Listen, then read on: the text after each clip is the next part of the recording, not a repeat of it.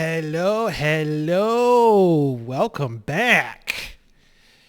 I'm looking quite regal today for you. I have the crown, and I have the full tunic with the my special cape, and very excited today to bring you the full garb. A little bit different than the last time. I do like the steampunk quite a bit. This one's also quite nice. I'll probably be buying more of these. There'll be more star appearances of your king. So very excited about that. Very exciting news. Before we get started on UCC 3-200 through the rest of that section. I fixed the stupid flashing. The way that it was like flashing all the time, that was actually an HDR setting in Windows, and I was able to figure that out and get that fixed. I was super pissed. Thank you so much for not going crazy with me on that one. I was trying to figure it out. Another video that I had done had that same mess up, so I'm very glad to have that fixed for you. Let's see. I have a few more notes. I wanted to go over a few things with you guys. I'm not sure if you guys have been seeing the gold standard stuff. There's been a lot of stuff in the news and stuff talking about going back on the gold standard. Very interesting. Does that have something to do with what we're doing? Probably. Does it have something to do with a lot of the inflation and people are scared? Probably. It's probably a combination of both. I do find that pretty fascinating. I released an AI video this morning. I'm not sure how many of you guys got to see that. It's just a screen recording on my phone, and I walk you through AI. Very interesting conversation. I'm not a big fan of AI necessarily, but it's so easily accessible now, especially on Instagram, that I went ahead and just tested it out.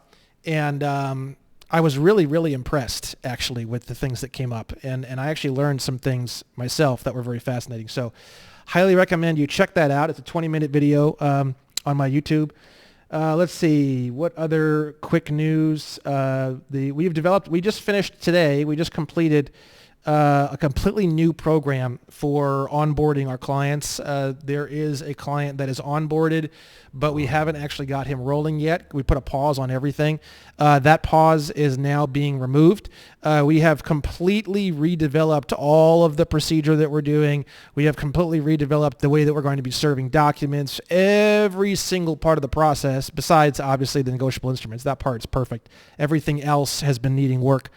We just went through a whole humongous reorganization of all of that, so you will be seeing that, probably not right away, but the next time we file some cases, we're going to be going through some pre-planning and some other things. I'm not going to get into how it all works because I don't want to tip the defense off. I want to hit them like a train that they never saw coming, okay? So that's very, very exciting. That'll be rolling out over the next month. A lot of people are running around still, even since the beginning, and you're just trying to like do things and send things in, and then it doesn't work, quote unquote, one time, and then you give up. That's stupid. I mean, I'm here reading all of UCC 3, going through this all again and again and again. If I have to go through this 100 times, thousands of times, hundreds of thousands of times, that's okay. And I don't see, I mean, we're talking about infinite money here. I don't see why everyone's in such a fucking hurry to get infinite money. I mean, it's like, no one has ever had the opportunity to have infinite money. This is badass. Like, why would you be, you should enjoy the process. This is the most enjoyable. It's like going to college for 8 years and hating it and just wanting to get through it. You're going to be there for 8 fucking years. Might as well enjoy it. The fuck you doing? I wanted to say that. I wanted to say that it's been quite nice. I have not had chats like this with you guys and more of a, kind of this sort of a video type presentation where I can just talk with you guys and we can go through kind of like the course videos. I haven't had anything like this with you guys in what seems like a long time. I know there's a lot of people who have been following me for all the way back at the beginning, and for that I salute you. Those are my favorite of all my fans. You guys have told me every day I hear it, can't believe how big this has gotten over the past couple of years. Can't believe what's happening. Can't believe what you're finding. I understand. I am completely obsessed. All I do all day long is think about this stuff or read about it or answer emails about it or write up legal briefs or look at definitions of words or think about the way that the definitions I already know can match together in some way and blah, blah, blah, blah, blah, blah, blah. That's all I do all day long. I don't have a wife. I don't have kids. I don't have a dog. I don't even have fucking plants. So, this is all I do. This is all I do. I don't have a day job. I don't do anything else. I drink a little whiskey. I dress up in fucking king outfits, and this is what I do all day. So it's been that way. I mean, I had a job 3 days a week for a huge chunk of the first, all the way up until this last, I think October of 2023 is when I left my day job. I was working 3 days a week from 10 a.m. until about 8 p.m., 3 days a week. So 4 days a week were totally open, and then the 3 days a week, honestly, frankly, the whole last year I was working there, I wasn't even there. I was just thinking about this shit and researching and reading and going fucking ballistic, and like the phone ringing, I'd be like, oh damn, I have to answer the phone. Like that was my life. So even though I was, quote, at a job 3 days a week, I did my job. It's not like I didn't do my job, but I just wasn't, my heart wasn't in it. I wasn't really there. So, I knew that job was going to have to go. I was just very slow to do it. I was very scared to make the jump. I eventually did in September or October of last year, and the clients that I have taken on have really helped that transition take place. So big thanks to them for doing that and for making this a possibility to do full time for me. I started watching X-Files a little bit. I love X-Files, and all this research and all this shit makes me feel like Fox Mulder, man, David Duchovny. And so one of the things I did was I've always wanted, ever since I was a kid, I've always wanted one of these, like what the cops have, like the FBI agents underneath their suit. And I know it's on the wrong side or whatever, but check this out, man. I got a fucking full blown like FBI, like under the fucking, this is the most badass shit ever. And I fucking love it. And it fits underneath my cape perfectly. How fucking badass is that, dude? Isn't that fucking cool? Look at that. I'm an FBI king. What else? Anything else to say here? No, that's it. Okay, cool. So let's get started. You guys will notice that that whole flashy thing is cleaned up. The HDR is gone. So let's get started into part 2 of A Journey into UCC Article 3 with your host, fucking retard. All right. So let's jump in. We've got 3-201. Negotiation. What is negotiation? Negotiable instrument. What is negotiation? Negotiation means a transfer of possession, whether voluntary or involuntary, of an instrument by a person other than the issuer to a person who thereby becomes its holder. Except for negotiation by a remitter, if an instrument is payable to an identified person, negotiation requires transfer of possession of the instrument and its endorsement by the holder. If an instrument is payable to bearer, it may be negotiated by transfer of possession alone. So negotiation has to do with transferability, the what rights you have to transfer, conditions about transferring and exchanging a negotiable instrument, and then this is how cash works, like the Federal Reserve notes in your wallet. If an instrument is payable to bearer, it may be negotiated by transfer of possession alone. So when you hand the cashier a $5 bill, you are negotiating that negotiable instrument by transfer of possession alone. You don't need to endorse. That's why you sign when you use a credit card, because a credit card it hasn't been endorsed payable to the bearer yet. That's what the signature is. So when you sign it with a blank endorsement, now it's bearer security. Now it's payable to the bearer, and now it can be negotiated by transfer of possession alone, which is what you're doing. You're transferring it by possession alone back to the credit card company. Mm-hmm. Now, this word remitter is very interesting. Means a person, I think we already covered this. We should cover it again, 3-103. Means a person who purchased an instrument from the issuer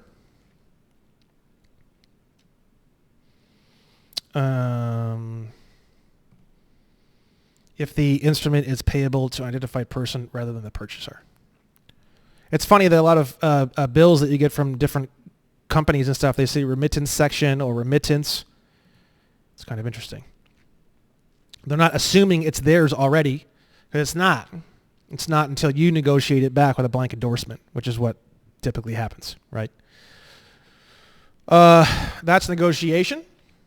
Negotiation subject to rescission. Negotiation is effective even if obtained from an infant, a corporation exceeding its powers, or a person without capacity.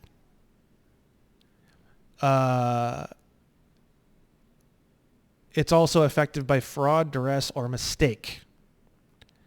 And it's also effective in breach of duty or as part of an illegal transaction.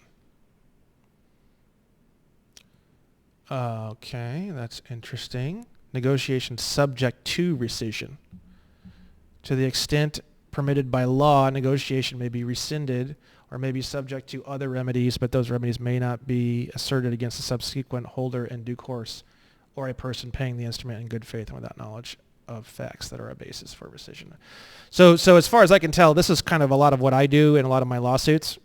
So negotiation was still effective, even though it was by fraud, duress, or mistake in the case of literally everything that we've ever done. All of our mortgages, all of our car loans, everything else. So what you're doing is that negotiation is subject to a rescission. You're doing a rescission of the original blank endorsement and replacing it with a special endorsement. Negotiation may be rescinded or may be subject to other remedies. So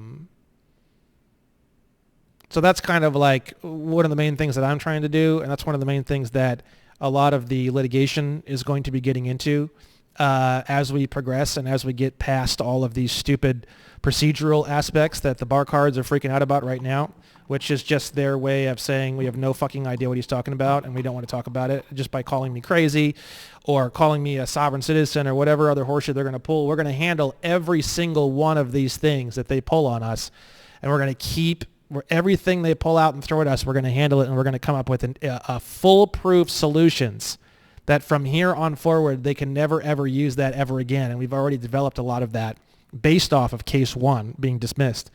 So we're going to keep doing that. We're going to keep doing that. And eventually what we're going to do is we're going to wind up with this, which is where we're actually talking about in discovery rescission of a negotiable of negotiation of a negotiable instrument.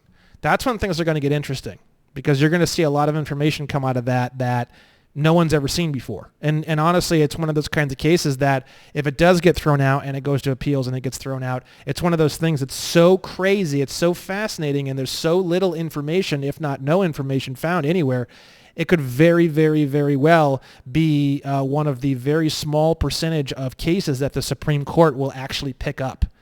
So the chances of one of my cases going to the Supreme Court, in my opinion, is extremely high. And at some point, maybe even at the Supreme Court level, this is what we're going to be talking about. Rescission of negotiation of a previous instrument under fraud, duress, or mistake. Just to give you an idea as to where I think we're going with this. I don't care if it takes me years. The fuck do I care? I'm having a blast.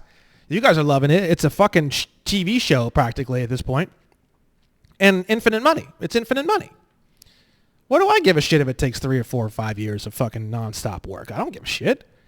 People go to school for 8 years just to become fucking wage slaves at some piece of shit company for $16 an hour. What the fuck? I could care less, bro.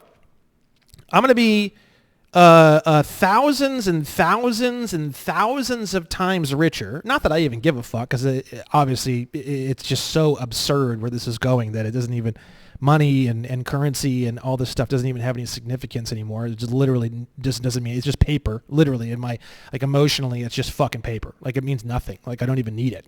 But I'm going to be richer than Bill Gates, Elon Musk, and what's his face from Amazon? Forget the guy's name, the CEO. All combined times, plus Grant Cardone, plus Michael Jackson. I mean, you just keep going and take them all, roll them up, and times them by 500 million, and it's still not even going to come close to how much wealth. I'm going to be literally a wealth manufacturing facility. If I want to produce $280 trillion in 1 hour, no problem. Why someone wouldn't want to put in 3 or 4 or 5 or 6 or 7 or 8 or 9 or 10 years of work in order to accomplish something like that? I'm not money motivated. It's just fucking, dude, I'm having a blast. I'd be doing this even if there wasn't infinite money at the end of the rainbow. I mean, Jesus Christ, this is fun. I am just like, the idea of oppression about finances. This whole world, there's two main areas, in my opinion, of oppression in this world. You've got sex and money. And I think most people would agree with me, sex and money. So, I set out, when I was young, and I said, you know what, okay, sex and money appear to be the main issues that people have, and it appears to be the main area of oppression for a lot of what people in America and a lot of the people that I've experienced are experiencing. So I said, okay, what if I learn everything there is to know about women and love and romance and connection and feminine energy and masculine energy, and then also on the same token, what if I learned everything there is to know about money, and then that became negotiable instruments, and then that became unconditional promise to pay and order to pay, and then that became endorsements and negotiability. And so when you learn more and more and more about the areas in your life of which you feel oppressed, it's the same thing as applying Sun Tzu's rule number 1, know thy enemy. If you consider cars your enemy, and they're always breaking down, they're always giving you a hard time, and you crash them all the time, what's the solution? Sun Tzu gives you the solution. The solution is that you know what you think is your enemy. And again, the whole point of the Amnesty Coalition is your enemy only your enemy because you don't know your enemy, because you know enough about your enemy, and now what? Car's not your enemy anymore. Money's not your enemy anymore. Sex and the opposite sex or getting laid or whatever it is it's not an issue anymore. Okay? So I don't know. I think that that is a great way to live your life, and it's a great way to exist. And the thing is that is what we're doing. And for people who think they're going to run out and write some shit on a piece of paper, they don't understand what they're doing, and they just send shit in, and that quote doesn't work. There's no such thing as doesn't work. Like, in my world, in my head, doesn't work just means people are going to prison. That's it. It's very simple. It's super, super fucking simple. Oh, wow. This quote didn't work. Well, boy, it sounds like someone's going to prison. I wonder who's going to prison. That's it. That's all I think. That's all I think. It's very simple. It's not that it doesn't work. Doesn't work. Most insane shit I've ever heard in my life. It's like, how long does it take to become a guitar player? How long does it take to ride a motorcycle decently? I thought I was a decent motorcycle rider when I was 17. It turns out after I go to California Superbike School for the first time in like 2020, I didn't know shit. I didn't even know I didn't know anything. So, we walk around, we think we know shit about things. We don't. We don't know anything. We don't know anything about, I've gotten race training on how to race cars and build cars, and it's amazing how much there is in a car. A mind-blowing amount of information and different physics and all this stuff, and suspension and the 4 major aspects to an engine, which is induction, compression, ignition, and exhaust, or whatever. It's amazing. It's amazing, this world, and everything is a professional activity. Selling is an extreme professional activity that I've trained for many years to do. Negotiation is an extremely high technology, high skill thing. Computers. I was a Cisco certified network technician when I was 17 years old, my first real profession. That took me years and years and years and years of work to learn that and to do that. Becoming a writer took forever for me to figure that out and do that. I was a therapist for many years. That took forever to figure out and learn. People don't respect the amount of effort and work, and it can be very enjoyable. That's the thing. And this idea that working and learning to become professional in an area is ridiculous. It's absolutely ridiculous. You should enjoy the process because that's the way the world is. It's like fighting gravity. What are you going to do? Go outside and scream because there's gravity? No one does that because they're not stupid. It's the same thing in every other area. You complain because you can't go out and endorse a bill in 5 seconds and it doesn't work. No, it's because you're fucking retarded. It's because you're literally a fucking infant or person of unsound mind, and you should probably take on a fucking attorney at fact, attorney at law, after you go down to the fucking farmer's market, find yourself a nice girthy one and sit on it, you stupid fuck. It's very simple. People's realities and people's assumptions and all this stuff is just so skewed. It's very sad.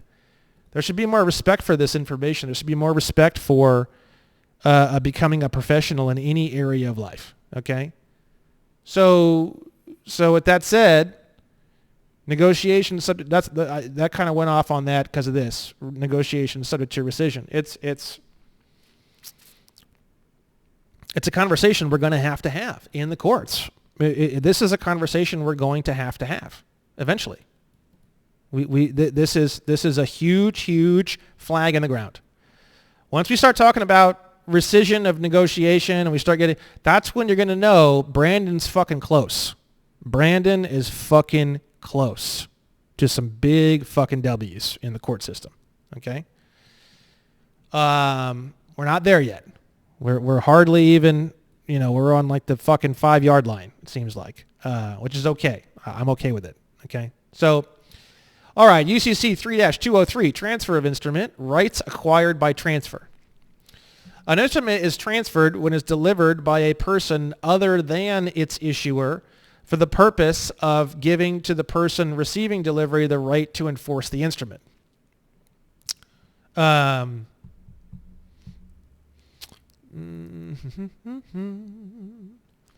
So an instrument is transferred when it is delivered by a person other than its issuer for the purpose of giving to the person receiving delivery the right to enforce the instrument.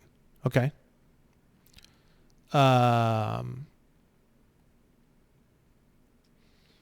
Transfer of an instrument, whether or not the transfer is a negotiation, vests in the transferee any right of the transferor to enforce the instrument, including any right as a holder in due course, but the transferee cannot acquire rights of a holder in due course by a transfer, directly or indirectly, from a holder in due course if the transferee engaged in fraud or illegality affecting the instrument. Okay, this is a tough one. We'll have to break this down. So transfer of an instrument, whether or not the transfer is a negotiation, vests in the transferee. So transferee is the person receiving. In the right of the transferor to enforce the instrument. So that means that the transferor, the one giving the instrument, is relinquishing the ability to enforce the instrument to the person who's receiving the instrument, including any right as a holder in due course. Holder in due course is a holder of the instrument. Let's see here.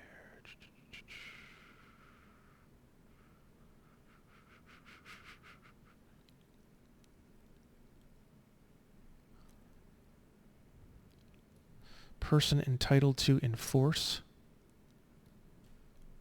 So person entitled to enforce means the holder of the instrument, a non-holder in possession of the instrument who has the rights of a holder, or a person not in possession of the instrument who is entitled to enforce the instrument. So this is the one that I use in my lawsuits. A person not in possession of the instrument who is entitled to enforce the instrument.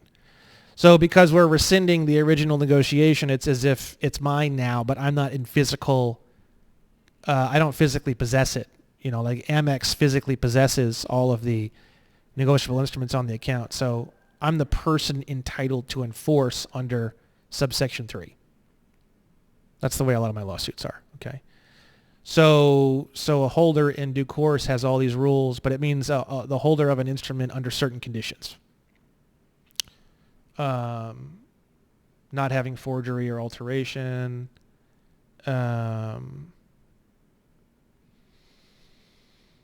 The holder took the instrument for value. Oh, this is interesting. I've always wondered about the whole accepted for value thing. That must be what this is. The holder took the instrument, 1, for value, 2, in good faith, 3, without notice that the instrument is overdue or has been dishonored or that there is an uncured default. So that's what this is for value. Interesting. I was always wondered what the fuck that was. People writing that on there. Okay. So if you are sent a bill of exchange from the IRS, oh, this is very interesting. I'm a little bit curious. I'm going to try this because I went on the AI this morning and I asked it a bunch of questions. I'm gonna ask the AI if the holder of how does a holder receive a negotiable instrument for value as per UCC 3-302? This is a very interesting question. Let's see. I'm just curious. I don't like AI that much. I don't trust it, but after fucking with it this morning and last night, it's kind of interesting. According to UCC 3-302, a holder can receive a negotiable instrument for value in the following ways. Payment. The holder pays for the instrument in good faith and without knowledge that it is overdue, dishonored, or defense encumbered. 2, loan. The holder advances funds to the maker or drawer in exchange for the instrument. 3, purchase. The holder buys the instrument from the maker or drawer or from another holder in good faith. 4, security. 5, settlement. To qualify as a holder for value, the recipient must be the holder, which means possess the instrument, have given value, for example, paid for it. Oh, because there has to be consideration or if there'd be a contract. Number 3, have taken the instrument in good faith without knowledge of any issues is the definition of good faith apparently, and then not be a party to any fraud or illegality. Interesting. Yeah, I've never seen any banking institution or anything use that terminology, accepted for value. So that's kind of why I wanted to look it up a little bit more, because you see a lot of the guys on our side of the table doing this, accepted for value, but I've never seen that used by a bank. So I start, that's the kind of thing that I start to, like, for example, without recourse, pay to the order of Brandon Joe Williams in all caps by Brandon Joe Williams, comma, attorney in fact. That comes straight off of the endorsements that we've been finding on mortgages and business loans. And it's just like, we're just doing exactly what they do. Whereas accepted for value, I've seen accepted for deposit when you give your check to a teller and it's not endorsed, or even if it is, depending on the type of endorsement you put on there, a lot of times they have that little stamper that says accepted for deposit. I don't know. Just throwing it out there. Accepted for value. I'm not so sure about that. A for V. You've been hearing about that for years. I've been hearing about that for years. A for V. Accepted for value. All that does is make you the holder in due course. But I don't think you need to write that on the instrument. That's my point.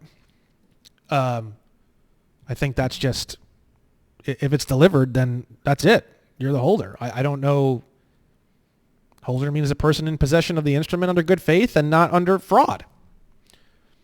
I mean, the fact that you got it, the fact that they send you the goddamn thing, when your credit card company sends you a bill of exchange, every month for it says, pay $236 by October 31st or we're gonna fucking come after you.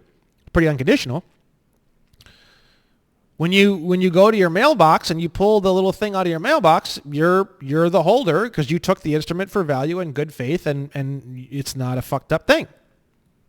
As far as I'm concerned, once you pull your little mail out of your mailbox, or maybe even by the time it hits your mailbox, you're now the holder in due course.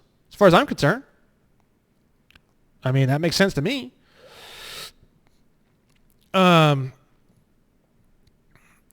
So going back to where we were at, and we're gonna get more into that as we get into the next part 3 of this, because that one we were just looking at, holder in due course, comes from 3-302. So we're in the 200s right now. We're in part 2, which is the 200s. Okay. So let's go back. Transfer of an instrument, whether or not the transfer is a negotiation, vests in the transferee any rights of the transferor to enforce the instrument, including any right as a holder in due course. So I'm the holder in due course. I send it to you. I'm American Express. I send you the bill of exchange. I am relinquishing being the holder in due course, and now you are the holder in due course. Okay? And then that's where the endorsement comes into play. And then now you are vesting in the transferee back to American Express of the transferor to enforce the instrument that is now endorsed. And this is the whole process we've been talking about. This is performance. This is payment. Payment is performance on a duty, obligation, or contract. All right?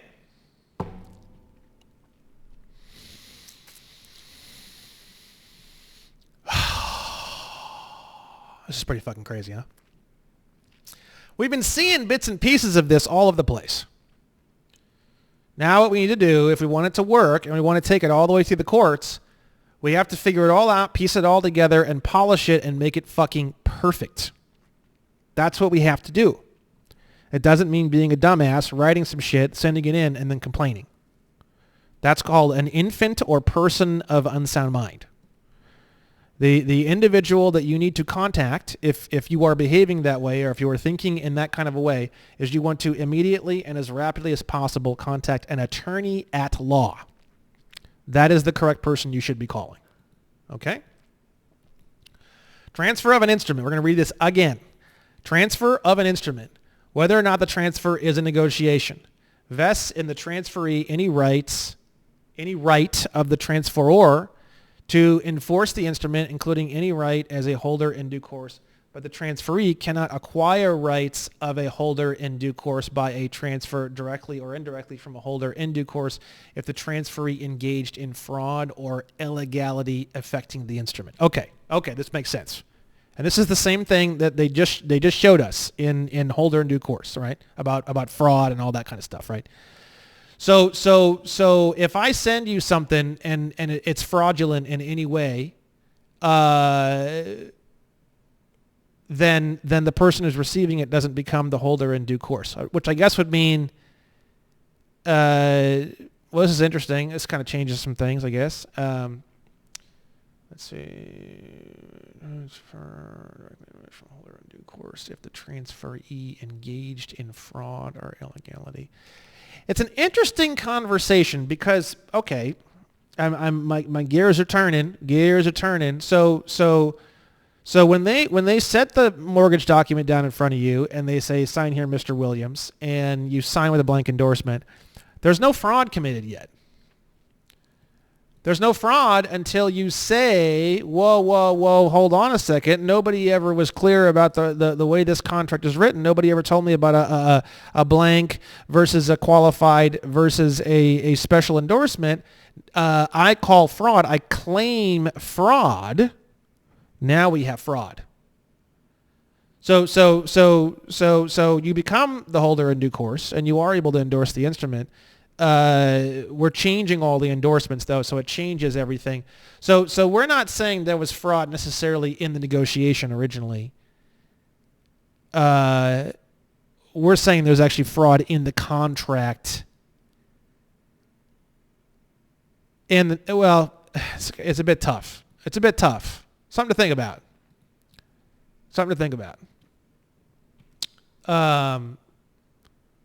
If there's fraud, it doesn't work out. But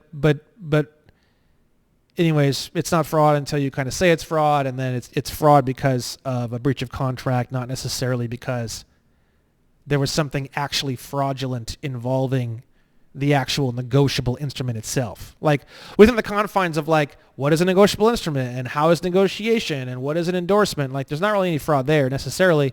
The fraud is in the actual contractual breach, which is in the fact that they never told you about the qualified or blank or special endorsement, and they coerce you into creating this valuable instrument and then releasing it without conditions. So it's more of like a contractual fraud than it is a negotiable instrument fraud, even though it could be considered a negotiable instrument fraud, but by the letter of the law and the bank and the banking, it's all by the book. It's just coercion in terms of how they had you do it. I hope that makes sense. It's more like contractual coercion to make you behave in a certain way with endorsements, but the way in which you behaved with the endorsements isn't in itself illegal, which I've said a million times. Signing with a blank endorsement is not illegal. There's nothing illegal about that.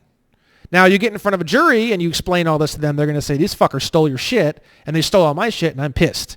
But that's because a jury can be more emotional, and they can think more along the lines of ethics and morals, right? In the letter of the law and the letter of UCC Article 3, all of that is not part of the equation. A blank endorsement and getting you to sign a blank endorsement, if you never pipe up and you never say it's anything and you never say it's fraud and you never make a fuss, everything they're doing is legal. Everything the bank is doing is legal.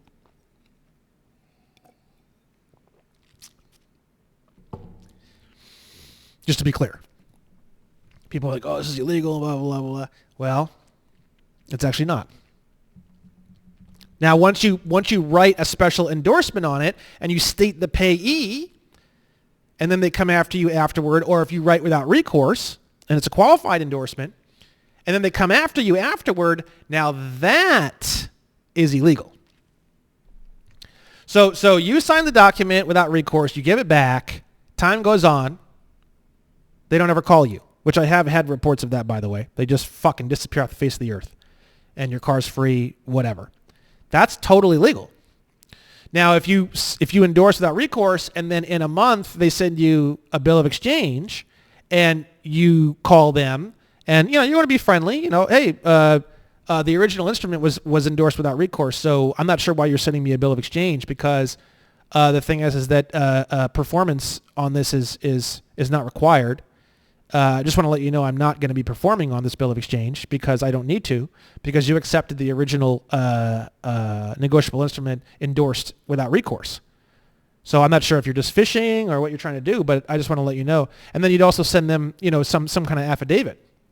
Send them back the bill of exchange and say, hey, I signed the original, I endorsed the original negotiable instrument without recourse. I'm not, maybe there's just some confusion. You shouldn't just jump to they're crazy and they all know, and if they knew, they wouldn't be there. Again, I'm telling you. Why would you work as I'm telling you, when people start learning about all this shit, all these finance jobs and underwriters and lawyers and financial professionals and all these jobs, these people are all going to leave. There's going to be a mass exodus. There's not going to be any of these people working in any of these Ford Finance. Everyone's going to leave. That's what's going to happen. I don't care. It's not my job to try and play God in the world and try to figure out what the best thing to do. The best thing to do, always, is to communicate the truth in a calm, peaceful, fun, easy to listen to way. That is always the correct thing to do. Always. If the whole fucking world explodes and there's burning buildings on every street corner, I'm going to do everything I can to just be like, hey, let's just look at the truth. Let's sit down and have a drink and have a laugh and maybe make a bonfire and play some guitar. I'm not really a hippie. Maybe I am. Didn't know it. And let's just talk about it. Let's just talk about what is all this stuff, And I truly believe that this is how it's going to go. Everyone's going to start talking about all this shit, okay? Like they already are. And everyone's going to go fucking crazy, and everyone's so excited, and everyone's getting cars and houses, and then you have adverse possession. So like you think my shit's fucking cool as fuck, right? And then you go on to fucking, and I've been talking about him a lot more recently. You go on to Moorish lighthouse official with Jaleel. I think his name is Jaleel. This dude's talking all about, man claims $250,000 house for free. So we've got adverse possession. So you guys think that, that because of the inflation and everything, everyone's losing their house and all this. Doesn't matter, bro. Doesn't matter. Don't be scared. Doesn't mean a fucking thing. Inflation doesn't mean a fucking thing. It doesn't mean a fucking thing. Homelessness doesn't mean a fucking thing. We've got endorsing instruments. We've got adverse possession, which is an entirely different process that you can use to take over abandoned homes. The banks, the only way the banks can steal everyone's home is if we don't understand this information. That's the only way it can happen. It can't happen any other way, bro. I'm telling you. They can't steal everything. They're trying to steal everything. It's okay. It's not a big fucking deal. We know how to endorse. We know how to perform. We're starting to understand adverse possession. They don't stand a fucking chance. They don't stand a chance. And then we have all the nationality stuff that we're doing. That's a whole nother story. I'm sure we're going to start seeing lawsuits on the Department of State end of things. Why is it that the DS-11 has the boxes on the upper right for the diplomatic and the service and the official passport and the regular passport, the no-fee regular? We got endorsement box. Why is it that when people put the endorsements in there, they're not giving us the endorsements? They're saying that we need to go to a embassy and we need to have a, whatever they call it, I forget what they call it, someone who vouches for us. There's this term that they use. That's all bullshit. I've never seen any of that shit in law. These people have no fucking clue. They're just making shit up. Maybe they aren't, but it sounds like they are to me. And let's just get the lawsuits going. Let's get into discovery, and let's have a long, drawn-out conversation. To them, it's going to be a very painful situation. To us, it's going to be a beautiful conversation. So, I haven't gotten into all that yet, but that's on my timeline. DMV, Department of State. I don't really want to beat the Department of State's head in. The Department of State's been pretty good to us, and I don't hate them. Now, there's two types of things you can file. You can file a complaint, which is what we typically file and what you're seeing a lot of, and then you can also file what's called a petition. A petition is basically just a different type of lawsuit to force someone to do something. I don't know a lot about petitions, but I'm thinking in my head that at some point, what we'll probably do is we'll probably get involved in some sort of a petition or class action petition, if that even exists. I don't know, to try to go into discovery with the Department of State in an effort to really sort out all of this craziness involving citizenship and 8 U.S.C. 408 and 8 U.S.C. 401 and American Samoa and Guam and the Virgin Islands. And we're just going to tear it all apart. And we're going to talk about it like it's 1871 slaughterhouse cases all over again, which, by the way, if everyone should be familiar with the slaughterhouse cases of 1871. That's the series of Supreme Court cases where they determined that the 14th Amendment meant that there's two types of citizenship classes, the federal citizen category and the state citizen category. It's very easy to find. Google will immediately, without any censorship, if you type in slaughterhouse cases Supreme Court, or any of the above type of terminology into Google, it will tell you immediately and openly that those cases we're talking about, the two types of citizenship found in the beginning and the opening of the 14th Amendment. Okay? So we're probably about ready to have the slaughterhouse cases all over again. But it's going to be a lot more to talk about. I mean, almost everything I'm doing is probably going to wind up in the Supreme Court at some point, right? Which is fantastic. I'm going to show up looking like this, bro. Hello! This is the King from the Amnesty Coalition, here to speak to you today about 8 U.S.C. 1401 and 8 U.S.C. 1408. And they say, oh, you're a citizen because you were born in the United States and there's nothing you can ever do about it, which is how they behave right now. And it's like, whoa, wait a second. That sounds like involuntary servitude. The 13th Amendment, that's highly illegal as per the 13th Amendment. oh, well, yeah, let's talk about this. Let's really talk about it. Let's dig into the history. Let's dig into where it came from. Let's dig into the definitions. You're not going to tell me I was born in state of Indiana. I wasn't. So that's all assumptions. It's all horseshit anyways. So that's where all this is headed. I just want you guys to know that. The negotiable instruments is one thing. We've got the DMV. We've got driving, commercial driving. We've got certificates of title being negotiable instruments. We've got, as far as I can tell, registration is the Motor Vehicle Theft Prevention Program of 34 USC 12611. And I've had a lot of people tell me that it's not. They're like, that the Motor Vehicle Theft Prevention Program was adopted in 1994, blah, blah, blah, and we had registration before that point. I've heard this. I've seen the comments. I don't know. That program, as far as I can tell, is the closest thing I've ever seen to what the cops are actually doing. Think about it. When the cops pull you over, what are they actually doing? They're running down a checklist. What are they doing? They have no fucking clue what they're doing. So what are they doing? When I read the Motor Vehicle Theft Prevention Program, I'm like, bingo. This is everything they're doing. So if it's not the Motor Vehicle Theft Prevention Program, then it's something very, very similar to it. Or maybe it wasn't called the Motor Vehicle Theft Prevention Program before 1994. Maybe it was called something else. I don't know. I just know that when I read the Motor Vehicle Theft Prevention Program and I look at what the police officer is trying to do on a checklist whenever he pulls anybody over, to me it fits perfectly. Maybe I'm wrong. That's okay. It's the closest thing I've ever seen. So for right now, that's what it is as far as I'm concerned. So, with that said, let's get back to 3-203. Transfer of instrument, rights acquired by transfer. Okay, so where were we? I think we were on subsection C.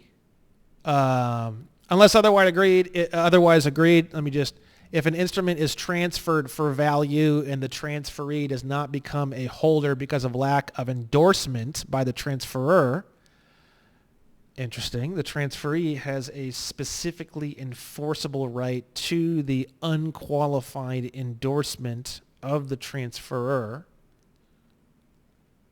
but negotiation of the instrument does not occur until the endorsement is made. Oh, okay, this is fascinating. This might be what we're doing. Woo, let's break this down. Who doggy? Who doggy?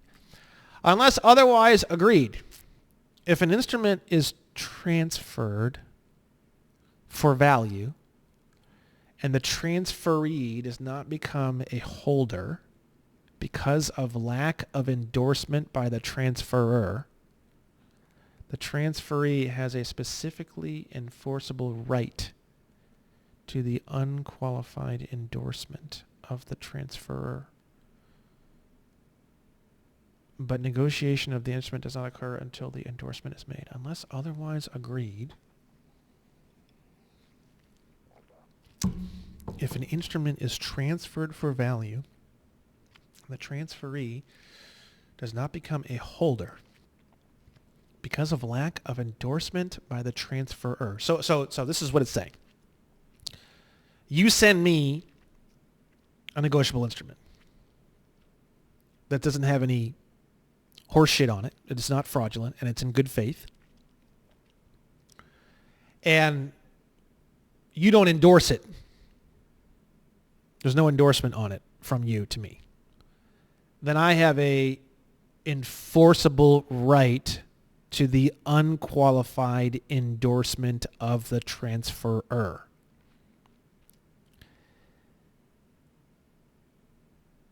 Unqualified. So unqualified means like doesn't have any limitations. This is fucked. If I had to tell you what I thought this meant, but I'm like 90% sure I understand this, you can essentially endorse on behalf of the transferee. Maybe that's what we're doing.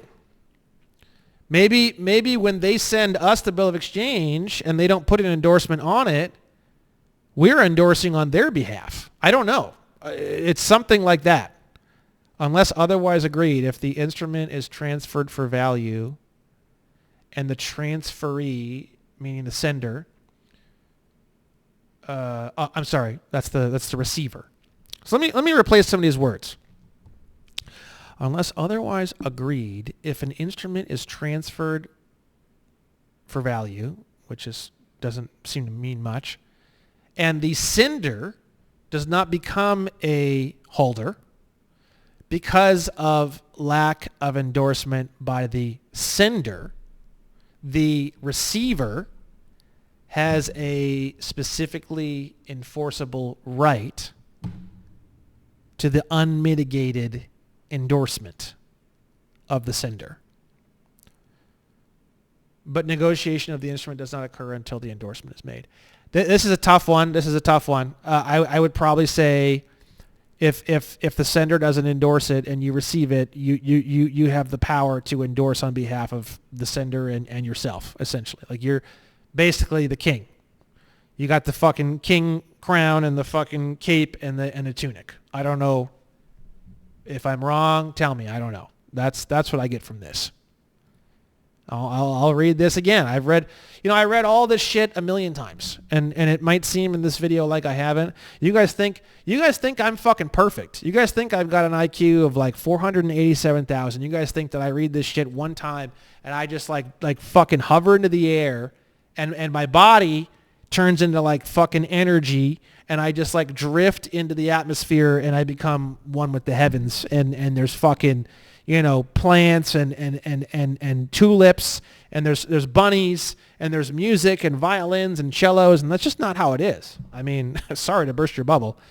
I've had fucking Christians think that I'm the second coming of Christ, which is crazy to me. I'm just a guy who reads this shit a billion fucking times, and I try to understand. So let's say I read this, and all of a sudden I'm like, what the fuck was that? I go, unless otherwise agreed, comma, if an instrument is transferred. That's how I do this. That's all I do. And then I go through and I'm like, transferee. Brakes. What does that mean? And I won't do nothing until I figure it out. I'll sit here for fucking 6 months. Brakes. That's all I do. Now, as far as I can tell, I've read this, and I don't think there's anything here that I don't understand. But you know what? In 3 months, someone's going to show me some definition of something in here, transferer, that I've never seen, and no one's ever seen, and no one's ever seen it, and it's some from fucking crazy fucking banking thing from 1915, and all of a sudden I plug that in, and then boom, all this makes sense now. Maybe I'm missing something. Okay? I'm not perfect. If I'm perfect, that means that nobody else can learn any of this, and that's just false. That's false information. If we don't learn this, we are fucked. This country is fucked. So please do not assume that I am perfect.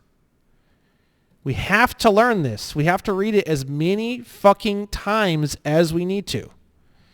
We have to look up every word in every dictionary, everything. It has to be done.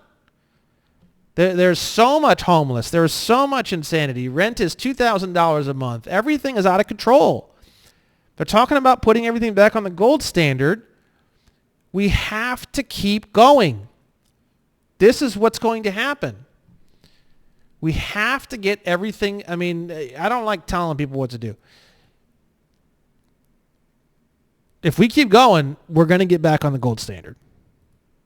We don't even need to fucking say anything, and we're going to get back on the gold standard. So, combined with all the inflation, there's a lot of fucking talk and interest about this right now. You go to your dumbass fucking friends who want to smoke pot out of an old Coke can. That's your issue, man. There's a lot of fucking people out there that want this information, man. I can't even take a piss without somebody asking me something. It's getting to the point where people are starting to recognize me in public all the time, looking at me. They don't say anything. I notice it a lot now. They look at me, and they kind of look at me, and they're like looking at me like, fuck, I think I know that guy. And they never say anything. I'm starting to get a lot of that. It's starting to happen in my life. Okay? Now, the reason why is because people are nervous. They're nervous about the WHO talking about how, they're going to force all citizens to fucking receive the you-know-what. People are upset about that. I saw a press release about that yesterday.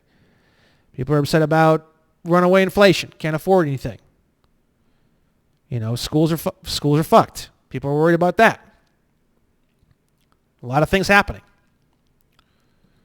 And as far as I'm concerned, the Amnesty Coalition, we have three. I'm actually going to write this on the fucking question and answer section today. I have it on my notes. We are concerned with a few things. Our main concerns are, one, to clean up nationality versus citizenship. What does it mean?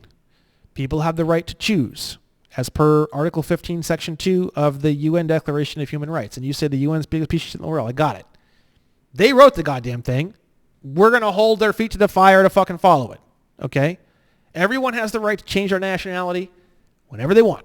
And no one can stop you from changing your nationality. End of story. So if the corporation called the United States wants to try to stop that, that's an international human rights violation. End of story. It's not it didn't work. Didn't work. Didn't work. No. You're an infinite person of unsound mind, and you need to retain a attorney at law as rapidly as possible. Didn't work. Didn't work.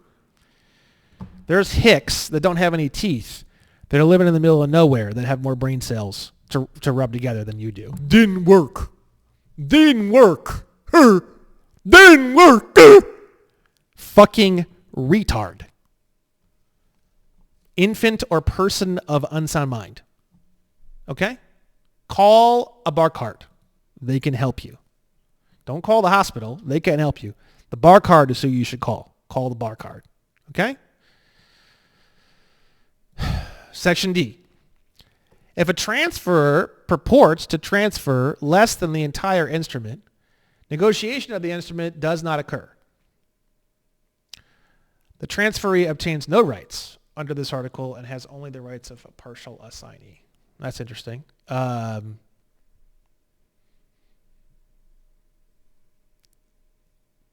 If a sender purports to transfer less than the entire instrument, negotiation of the instrument does not occur. So if someone tries to split up a promissory note and say you get some and you get some or something, then it doesn't really transfer. You can only transfer the full amount of the full value, I guess. I don't think I've ever heard of anyone trying this or any banking institution doing this, so I always try to think of examples, and with this one, I don't think I've ever seen anything like this occur. I've never even heard of anything like this occur, so I guess maybe because this rule is here, that is why I've never seen anything like that. And it's probably, that might even be why they have this rule, to prevent that sort of craziness from occurring. I don't know. Okay? Endorsement 3-204. I-N-D-O-R-S-E-M-E-N-T. Endorsement means a signature other than that of a signer as a maker, drawer, or acceptor that alone or accompanied by other words is made on an instrument for the purpose of negotiating the instrument, restricting payment of the instrument, incurring endorsers' liability on the instrument, but regardless of the intent of the signer, a signature and its accompanying words is an instrument unless the accompanying words, terms of the instrument, place of the signature, or other circumstances unambiguously indicate that the signature was made for a purpose other than endorsement. It's interesting, like we saw in the first video, they were talking about intent. Like if you intend to endorse the instrument to one person, but somehow it ends up being written to another person, then it actually, the person you intended to endorse it to is the person it's actually endorsed to. So what they're saying in a lot of this UCC 3 stuff, they're saying that the intent is a huge part of all this.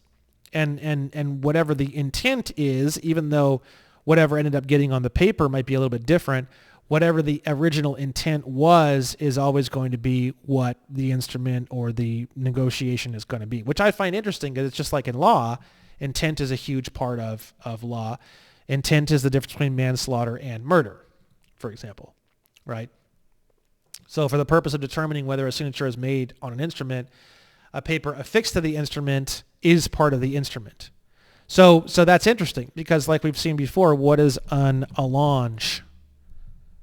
A slip of paper affixed to a negotiable instrument, such as a bill of exchange, for the purpose of receiving additional endorsements for which there may not be sufficient space on the bill of itself. An endorsement written on the allonge is deemed to be written on the bill itself. So like it says here, for the purpose of determining whether a signature is made on an instrument, a paper affixed to the instrument is part of the instrument. That's what it's saying here. An endorsement written on the allonge is deemed to be written on the bill itself. An allonge is an extension of the bill or promise. And we can see that on some of the allonges that I have collected here on the State National Resources page. I believe I have one allonge to show you.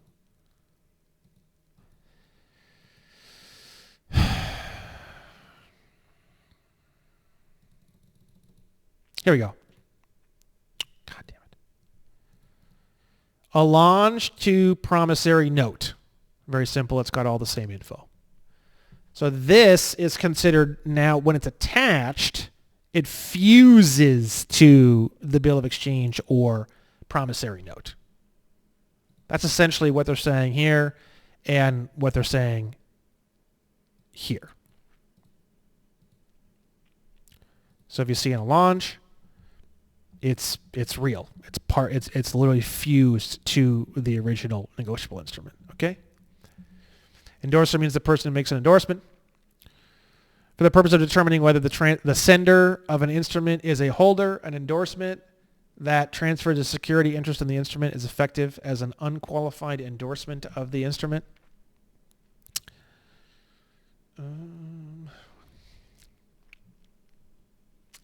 Not totally sure.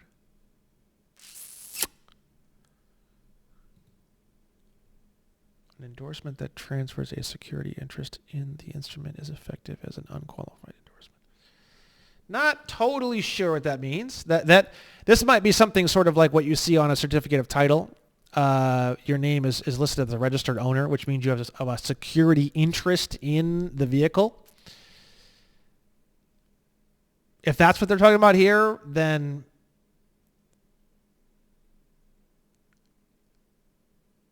when they send you the certificate of title,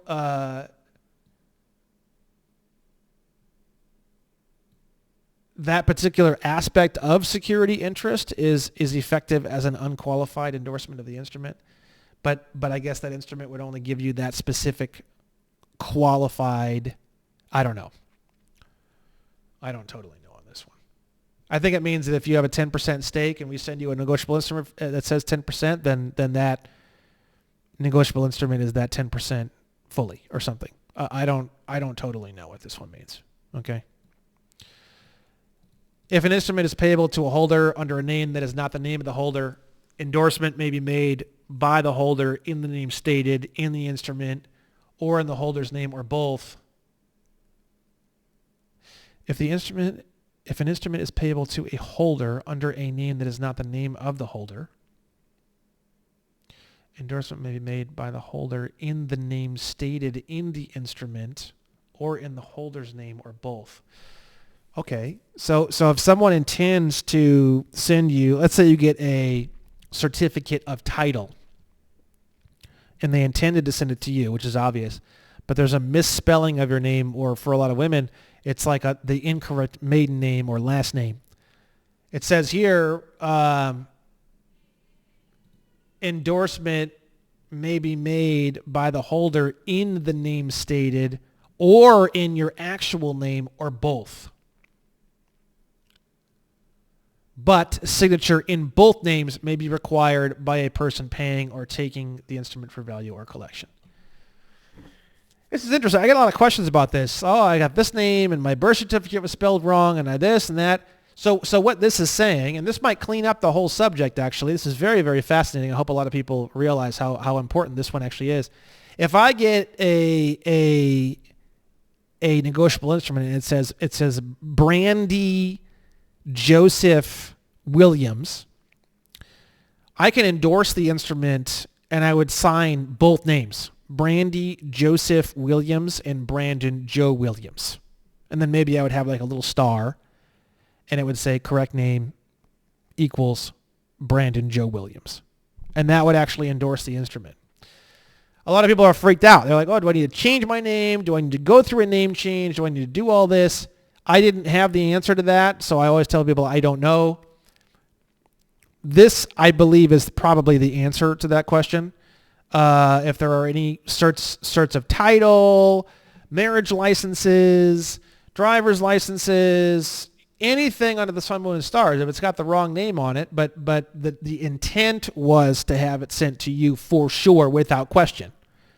Absolutely no question. It's got the address of you. It's got the birthday of you. It's got all. Then at that point, you would just endorse the instrument as per UCC 3-204 subsection D. You would just endorse the instrument with both names. Very powerful. I know there's a lot of confusion on this. This is a very, very good to know. This actually changes a lot for me personally. This is very powerful.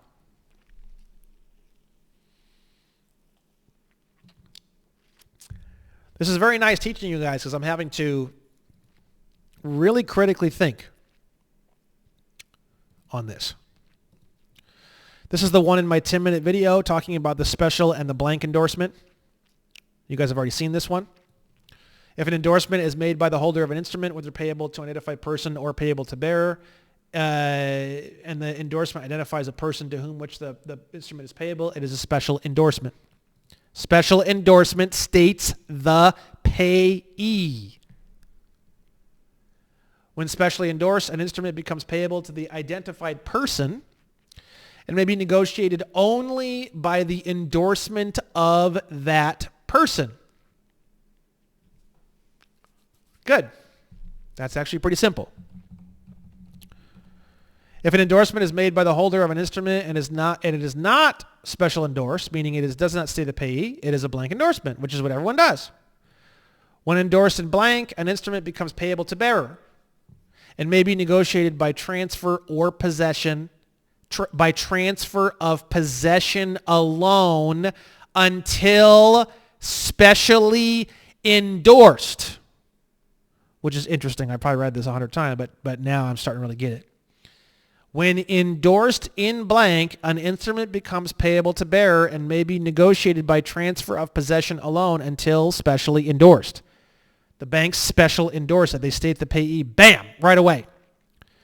But if they want to flip it over to their buddies and their buddies want to flip it to their buddies and their buddies want to flip it over to their buddies, and then the third guy in line running the train on you decides to finally special endorse it, that's where negotiation of that instrument would then end. Do you see how that works? Because now they're going to go to the window.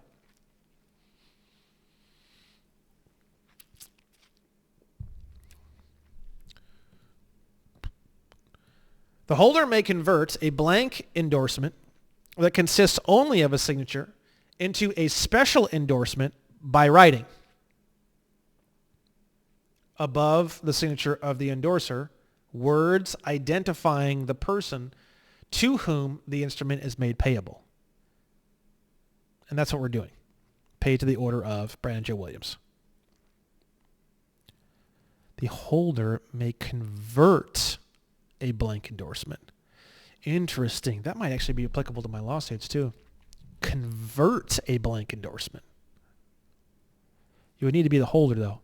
But remember, a holder can be somebody who's not in possession of the note but has power of being a holder through fraud. Again, that's what I'm doing in a lot of my lawsuits. I'm becoming the holder by saying, no, this is fraud. Boom. Now I'm the holder. Now I can write orders. Now I replace the blank endorsement with a special endorsement. That's what I'm doing, right? Here we have, this is a strange one that I've never looked into too much. Anomalous endorsement. Means an endorsement made by a person who is not the holder of the instrument. It does not affect the manner in which the instrument may be negotiated. I don't know what the fuck this is. So I can grab an instrument. I'm not the holder. I can just write shit on it, and whatever I write doesn't mean anything. But for some reason, it's still considered an anomalous endorsement. I don't know. No idea. I guess the only thing I can think about this is just be careful. If you see endorsement and the person who endorsed it or wrote shit on it was never the holder, it's not negotiated. You can call bullshit on that. I don't know. I can't think of any other reason why that's interesting. Restrictive endorsement, UCC 3-206. An endorsement limiting payment to a particular person or otherwise prohibiting further transfer or negotiation of the instrument is not effective to prevent further transfer or negotiation of the instrument. It limits it. Like, for example, for deposit only would be a restrictive endorsement, right? Prohibiting further transfer or negotiation of the instrument. Non-negotiable. Writing that on the instrument would be a restrictive endorsement. Okay? In the AI conversation that I had that I uploaded this morning, there's a bunch of examples of this that the AI gave me that you should check out. Very interesting. Very good examples. Highly recommended to watch that video, the AI video that I did. Okay? B, an endorsement stating a condition to the right of the endorsee to receive payment. An endorsement stating a condition to the right of the endorsee to receive payment does not affect the right of the endorsee to enforce the instrument. An endorsement stating a condition to the right of the endorsee to receive payment does not affect the right of the endorsee to enforce the instrument. So if you write on there some kind of condition for them to receive payment, it doesn't mean shit, basically.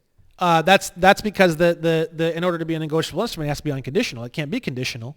So if you write conditions on it, they can be ignored. They're horseshit, basically. I mean, that just violates the whole purpose, the whole point.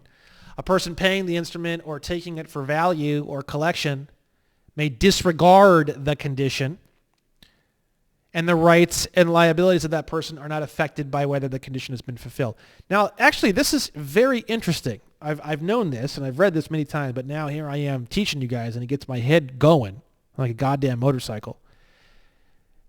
When the banks and the mortgages and these companies talk shit, and they say, no, you need to do this, it's all horse shit. That's all part of this. A person paying the instrument or taking it for value or collection may disregard the condition. And the rights and liabilities of that person are not affected by whether the condition has been fulfilled.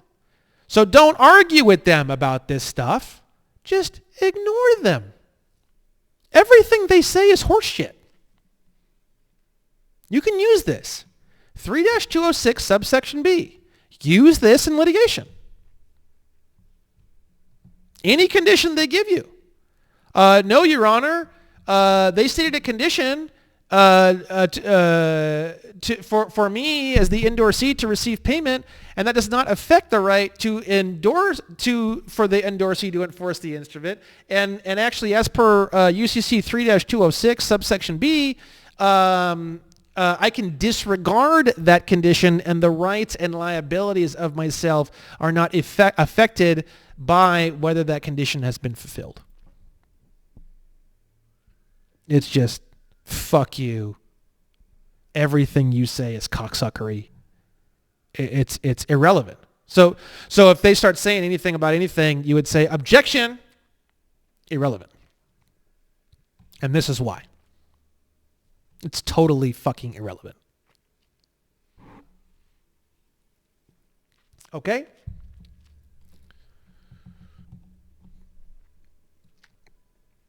If an instrument bears an endorsement in blank or to a particular bank using the words for deposit, for collection, so we're seeing some examples here. These are examples of restrictive endorsements, or other words indicating a purpose of having the instrument collected by a bank for the endorser, or for a particular account, the following rules apply. A person other than a bank who purchased the instrument, when so endorsed, converts the instrument unless the amount paid for the instrument is received by the endorser, blah, blah, blah. A depository bank. Okay, we're going a bit overboard here. I don't know. This is specifically only involving these two types of restrictive endorsements, so I'm not going to get into all this and spend an hour talking about this. You can look this up for yourself. It's not, as far as I can tell, right now, it doesn't seem to be super, super critical for what we're trying to do. Maybe it will be. It looks like a cool tool to have. I am going to skip over this. This looks very complicated and not extremely important for us at this exact moment in time.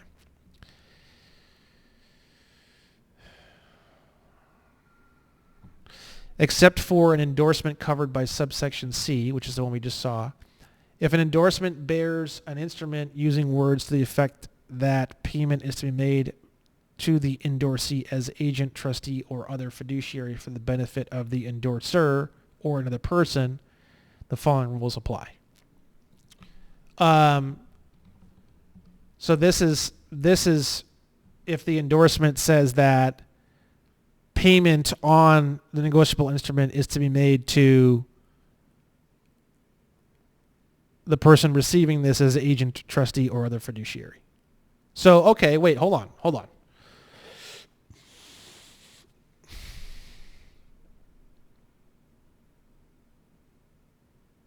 Interesting.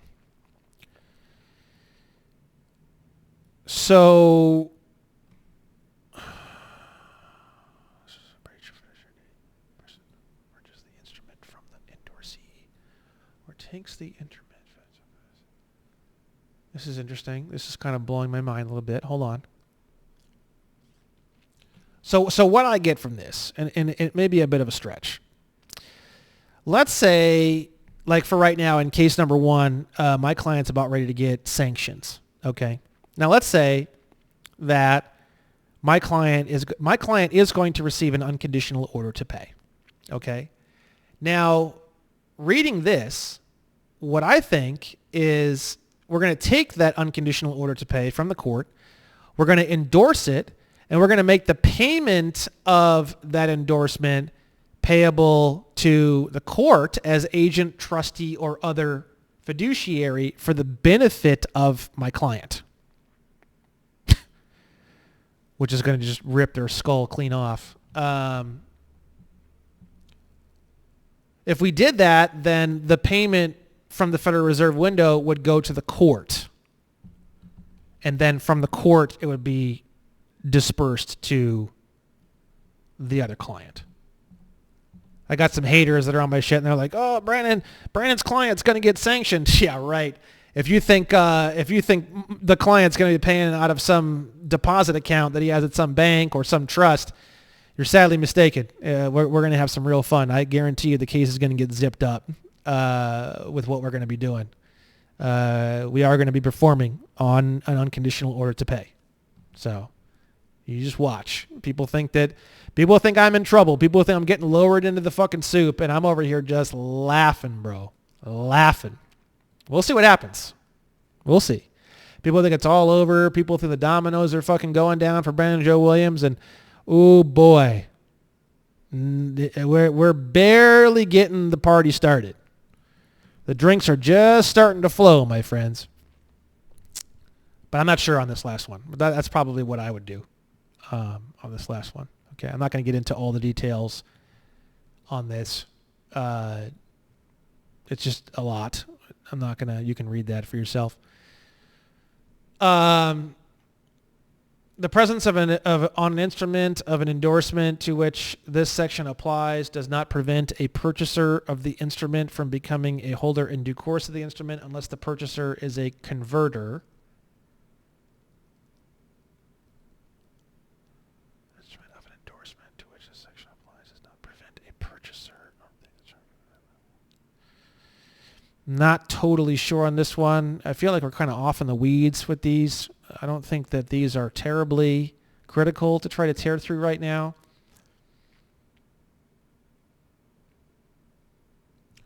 Yeah, we're gonna skip these. You guys can read these and look into these more. I'm not gonna. It seems a bit in the weeds for me. I'm not gonna go way off into the weeds with some of this stuff. We're trying to keep this. What applies to most people most of the time. That's it. I'm not trying to go any farther than that. It's already fucking hard enough as it is. Okay. Reacquisition, UCC 3-207. Reacquisition of an instrument occurs if it is transferred to a former holder. That's what I'm trying to do. That's what I'm doing, or that's what I've done, actually, would be the correct way to say it. It's done. I'm not doing or trying to do anything. It's done. We are through essentially through fraud, we are going through a reacquisition process, right? Reacquisition of an instrument occurs if it is transferred to a former holder by negotiation or otherwise. A former holder who reacquires the instrument may cancel endorsements made after the reacquirer first became a holder of the instrument. If the cancellation causes the instrument to be payable to the reacquirer or to bearer, the reacquirer may negotiate the instrument. See, this is exactly what I'm doing. I'm showing you guys literally what I'm doing in my lawsuits. This is what I'm doing right here. You might not need to read this 400,000 times. You might need to walk around all day long repeating small sections of this over and over and over and over in your head thousands and thousands and thousands of times and coming up with examples and ideas and how could it be and how couldn't it be. That's what I do. That's all I do all day long. I'm on the shitter. That's what I'm doing. I'm eating a cheeseburger. That's what I'm doing.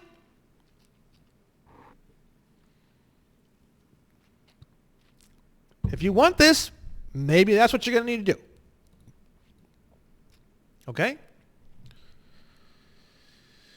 If the cancellation causes the instrument to be payable to the reacquirer or to bearer, the reacquirer may negotiate the instrument. An endorser whose endorsement is canceled is discharged, and the discharge is effective against any subsequent holder. So again, this is also going to be a huge part of all of my litigation. Once we get past the horse shit and the childish fucking kindergarten games that these fucking 12-year-old bar card fucking children, these infants and persons of unsound mind themselves, when they're done with their stupid fucking procedural horseshit games, this is where my lawsuits are going. This is what we're going to be talking about. You guys think that they're just going to acquiesce one day. No, they're not. Right now, they won't talk about any of this because they don't understand it and it scares them. Eventually, we are going to be talking about this shit. And this is what we're going to be talking about. And then that's when you know Brandon's close.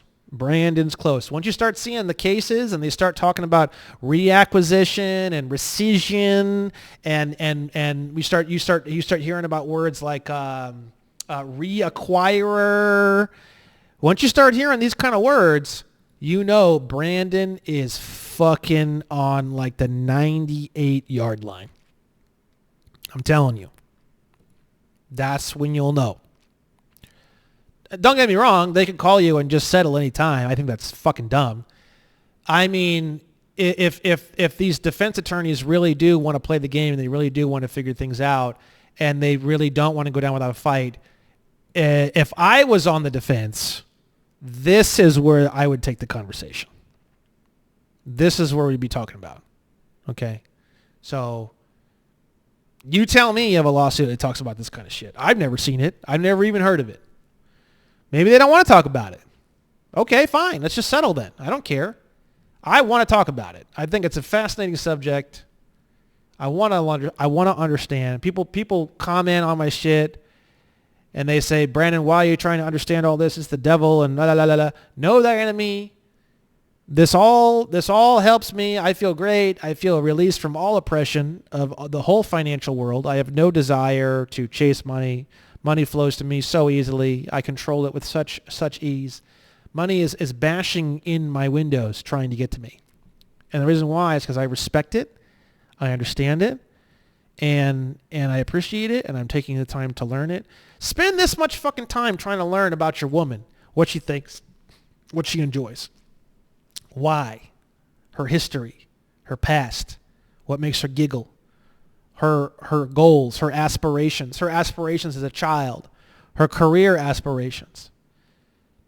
Trying to take this much interest in anything and whatever it is that you're trying to fucking whatever is going to like you and connect with you. And that's just the way it is. That's all I'm trying to do, bro. People get mad at me because I'm trying to understand shit. It's hilarious. It's like, bro, I'm just trying to understand shit. Like, what the fuck? The fuck you attacking me for? I'm just trying to understand shit. Like, you gonna attack me because I'm trying to fucking understand something? Like, who gives a fuck, bro? Like, what the fuck is wrong with you, bro? Anyways,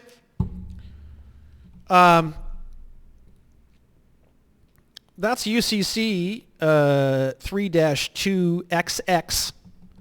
We still have part 3, part 4. Part 4 is going to be a long one, it looks like. Part 5, part 6, part 6. So this is going to be a 6-part series, most likely. If I don't run out of steam on one of these and decide to cut it into 2 pieces, but most likely won't happen. 4 looks pretty long. Hopefully we can get through that in one shot. And then 5 looks pretty short, but we'll see because 2 looks pretty short.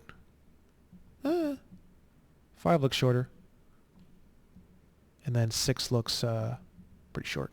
So, okie doke, guys. I'll put this up right now. Very glad that I was able to work out that stupid flashy thing, and hope you guys enjoy this. I'm having a blast with you guys, even though at first I was kind of pissed. I'm feeling better now. I'm feeling this is really cool. Really excited to be here. I hope this is helpful, and see you guys in part 3.